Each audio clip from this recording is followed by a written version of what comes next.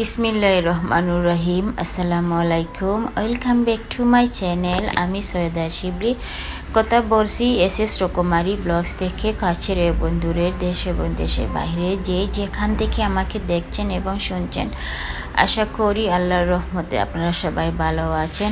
আমরা আলহামদুলিল্লাহ সবাই ভালো আছি। আমি তো একটু অসুস্থ, গত ব্লগই বলেছিলাম আমার ঠান্ডা লেগে গিয়েছে।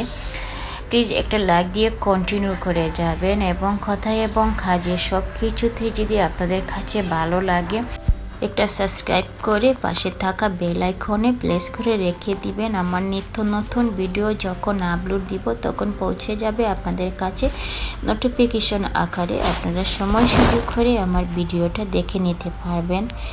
তো আমি আজও একটা নতুন দিনে নতুন একটা ব্লগস নিয়ে হাজির হয়েছি আপনাদের মাঝে।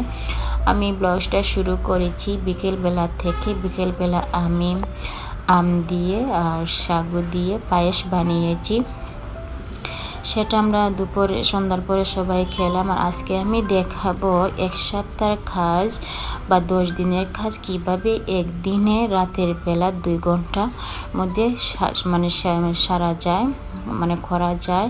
এভাবে যদি সব কাজ যদি আমরা একসাথে করে থাকি, আমার 2 ঘন্টা লেগেছে। 2 ঘন্টার ভিতরে আমি এগুলা কাজ করেছি। আমি পায়েস রান্নার করার পরে আমি সন্ধ্যার পরে আমি কি করেছি, মিষ্টি কুমড়া কেটেছি।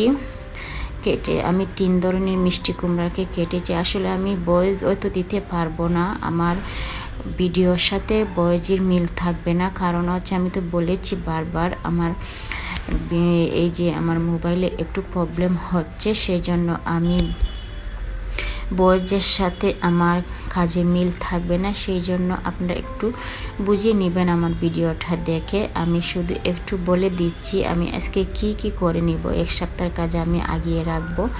এক সপ্তাহের কাজ যদি আমি রাতের বেলা 2 ঘন্টা লাগিয়ে যদি আমি আমরা সবাই এইভাবে কাজ আগিয়ে রাখি, তাহলে আমরা এক সপ্তাহ বা 10 দিন অনায়াসে বসে বসে সুন্দরভাবে আয়েশ করে আমরা দিন যাপন করতে পারবো। এত কষ্ট করতে হবে না, প্রতিদিন কাজ নিয়ে এত টেনশনও করতে হবে না। কারণ হচ্ছে যারা হেল্পিং হ্যান্ড নাই তাদের জন্য এগুলা হচ্ছে। এক সপ্তাহের কাজ যেভাবে আগিয়ে রাখলে হয়। আমি মিষ্টি কুমড়াকে 3 ভাবে কেটে রেখেছি। একটা হচ্ছে তরকারির জন্য কিউব করে কেটে রেখেছি, আর একটা হচ্ছে আস্ত করে সুন্দরভাবে একটু রেখেছি। এটা হচ্ছে মনে করেন আমি 2 পেঁয়াজও খেতে পারি অথবা আমি ভর্তাও খেতে পারি। একটা হচ্ছে কুচি করে রেখেছি ভাজির জন্য 3 ভাবে কেটে রেখেছি। আর লাল শাক কেটে রেখেছি। লাল শাক ধুয়ে পানি জড়িয়ে এইভাবে যদি আমরা কেটে রেখে দেই ফ্রিজে, নর্মাল ফ্রিজে আসলে 1 সপ্তাহ থাকে, এই শাকটা নষ্ট হয় না। তারপরে আমি তেঁতুল খাই। তেঁতুলটাকে আমি কি করেছি, তেঁতুলের কাঠ বের করে নিয়েছি। তেঁতুলের মধ্যে অনেক ময়লা ছিল, শ্বাস ছিল, এগুলাকে আমি সুন্দরভাবে বের করে নিয়েছি তেঁতুলের গাঁটটা। আর পেঁয়াজ 2 ভাবে কেটে, একভাবে কুচি করে রেখেছি আর একটা আস্ত রেখেছি। যখন আমার প্রয়োজন পড়বে সেভাবে আমি ইউজ করব। আর হচ্ছে কাঁচামরিচও আমি 2 ভাবে কেটে রেখেছি, একটা হচ্ছে ফালি করে, একটা হচ্ছে কুচি করে। যেটা আমার লাগবে কাজে সেটাই সেভাবে ইউজ করব। রসুনকে আমি রসুন আদা তারপরে হচ্ছে এগুলা ব্লেন্ডার করে রেখে দিব। ব্লেন্ডারটা আসলে আমি দেখাতে পারি নাই, কি হয়ে গিয়েছে, স্কিপ হয়ে গিয়েছে। রসুনটাকে আমি আস্ত রেখেছি। তো মনে করেন ডালের মধ্যে দেওয়া যায় আস্ত রসুনগুলা, অন্য কাজও লাগানো যায়।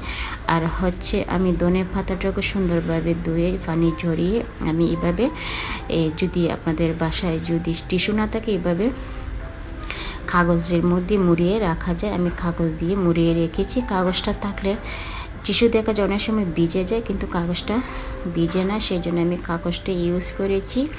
আর হচ্ছে আদাও কিউব করে ছোটো ছোটো করে কেটে রেখেছি, সেটা আমি চায়ের মধ্যে ইউজ করার জন্য।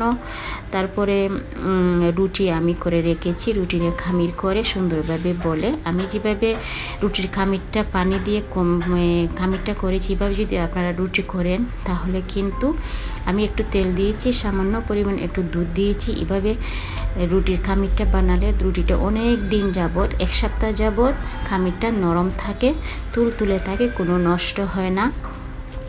আর হচ্ছে আমি মশলার বক্সে আমি ছোটো ছোটো এই যে ঝাড়ে মশলার কৌটার মধ্যে আমি সব ধরনের মশলা আমি যেগুলো ইউজ করি প্রতিনিয়ত সেগুলো আমি রেখে দিয়েছি।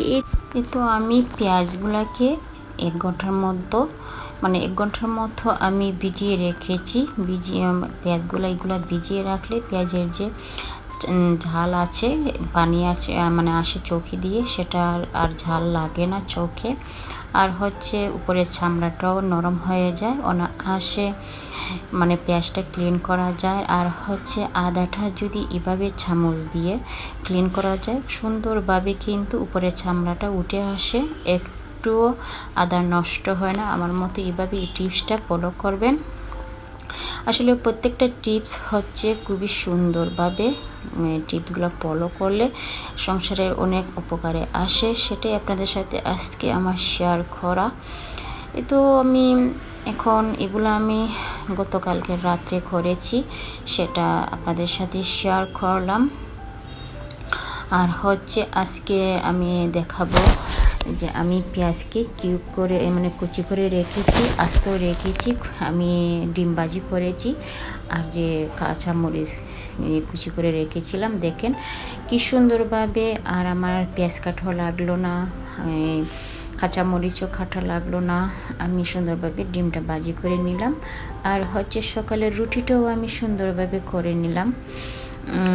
আমি রুটির যে খামিরটা করে রেখেছিলাম ফ্রিজে, সেটা বের করে অনায়াসে সুন্দরভাবে দেখবেন যে আমার রুটিটা এত সুন্দরভাবে গুল হয়েছিল, একদম তুলতুলে ছিল খামিরটা, আর গুল হয়েছিল রুটি, আর সুন্দরভাবে ফুলেছিল। সেটা আপনাদের সাথে আজকে শেয়ার করার কোনো কিছু না।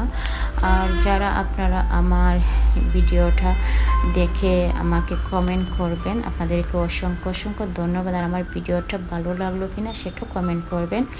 আর যারা আমার চ্যানেলটাকে অলরেডি সাবস্ক্রাইব করে দিয়েছেন, আপনাদেরকে অসংখ্য ধন্যবাদ।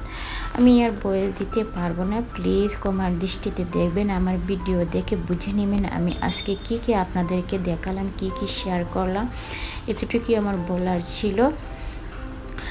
আর আমি ভয়েস দিতে পারতেছি না, ভয়েসগুলো যে আমার ভিডিওগুলো আটকে যাচ্ছে, সেটার জন্য। আর বাহিরে প্রচুর শব্দ হচ্ছে, বাহিরে বিল্ডিংয়ের কাজ হচ্ছে, সেটার জন্য আমার খুব প্রবলেম হচ্ছে।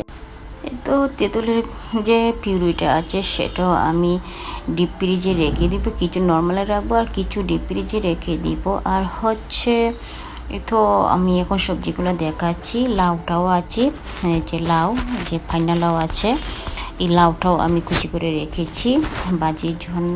আর মিষ্টি কুমড়া, সেটাও 3 ভাবে আমি কেটে রেখেছি। আর এখন দেখতে থাকেন আমি কি আমি রেখেছি, কাজ আগিয়ে রেখেছি, সেটা আপনারা এভাবে আমি যেভাবে কাজগুলো করেছি আপনারা টিপস ফলো করলে আপনারা কাজগুলা সুন্দরভাবে, সাপ্তাহিক কাজগুলো আপনারা আগিয়ে রাখতে পারবেন। অনায়াসে 10 দিন 15 দিন চলে যাবে এভাবে কাজ আগিয়ে রাখলে। কারণ হচ্ছে আমরা মশলা জাতীয় যেগুলো আমরা ডিপ ফ্রিজে করে রেখেছি, এগুলো তো 15 দিন 1 মাসও চলে যায় এইভাবে করে রাখলে। আজ পর্যন্তই, সবাই সুস্থ থাকবেন, ভালো থাকবেন, আমার জন্য দোয়া করবেন। শব্দ হচ্ছে প্রচুর বাহিরে। আল্লাহ হাফেজ, আসসালামু আলাইকুম।